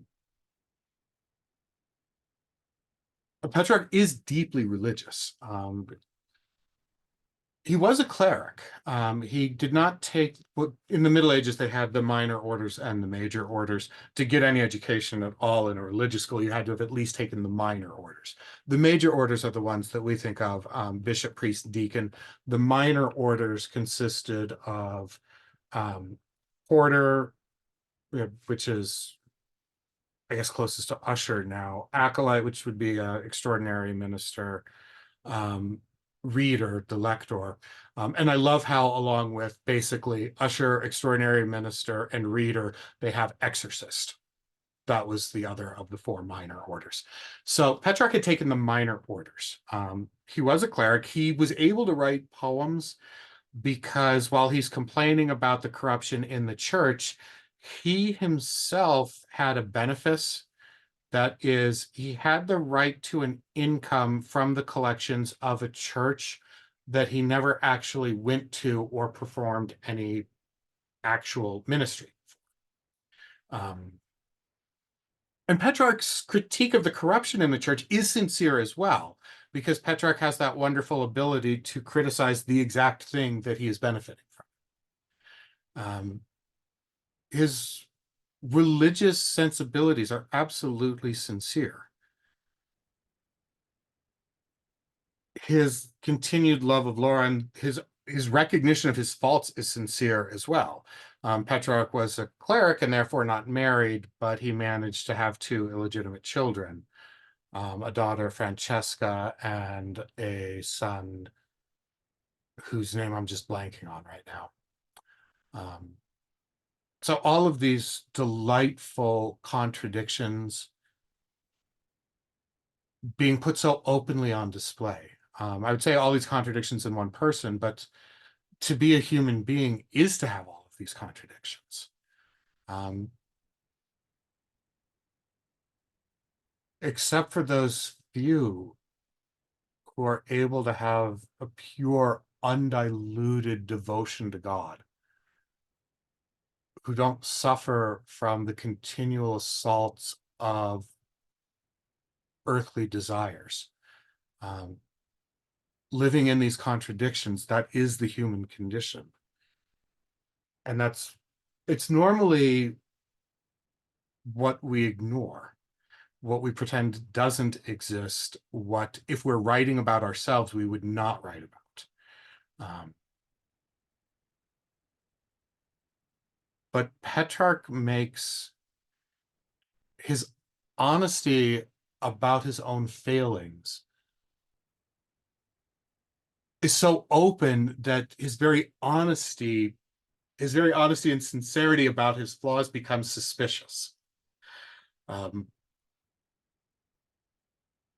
Because as you read him in all of these poems, you inevitably have the question of, are these poems just an act? Is this just a poetic voice here that doesn't really reflect Petrarch himself? But that very question is one that Petrarch invites with the way that he's writing. So after blessing everything about seeing Laura and being completely enamored by her, we turn the page literally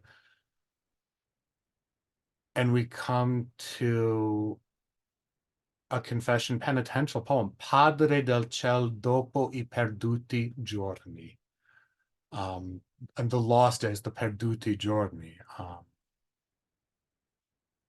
That carries the moral sense with it, not just days that are past, but days that have been lost in sin, lost in the eschatological sense. Now may it please you by your light, I turn to the greater life and the sweeter work, so that my harsh adversary, having cast his nets in vain, may be discredited. And he's not blaming Laura here. He's not trying to say that, that woman seduced me and that's why I'm in this state. The adversary here is the adversary who's tempting him with earthly delights. And he wants the adversary to be defeated. But of course, he cannot defeat the adversary on his own. And he recognizes his great need of God's grace. May it please you by your light, I turn to the greater life and sweeter work. He's been wanting to do this all along, of course. But I think, as all of us know in our own spiritual lives, it's not enough to intend to do better, to intend to be fully converted, to desire this. And so often the harder we try, the more it escapes from us. That experience of grace that we acknowledge when we're willing to admit that through our own efforts, we are defeated. Petrarch celebrates is an odd word to describe what he's doing here. But he's humbly submitting it to the extent that Petrarch can ever do anything humbly. This is the best example that we can have. And I think at that, we'll show the last poem that had been in this section, which is another wonderful sestina. And maybe you're interested enough in the form of the sestina to read this. It's another beautiful one. The tempest that he calls up in this, the heavy air and oppressive clouds compressed on all sides by raging winds. And I promised I wouldn't read it, so I'll just stop right there. So thank you very much for being here tonight. I'm hoping the lectures are working the way that I intended them, opening up an author that we might have heard of, but is so difficult to approach. And I'm hoping within all of Petrarch's obsessive self-pitying that we're finding that we can find something of real spiritual value. And the intention is that Petrarch's start and stop repentances and inability to move on from his sins can be inspirational reading during Lent, because we can recognize in our own selves the habits that we don't talk about, that we try to keep in, that Petrarch puts on full display for us. So thank you very much. I will send out an email with a link to the recording, other translations I've recommended, and again, the specific poems that we looked at tonight. May you all have blessed Ash Wednesday and beginning of the Lenten season tomorrow, and I look forward to seeing you next week.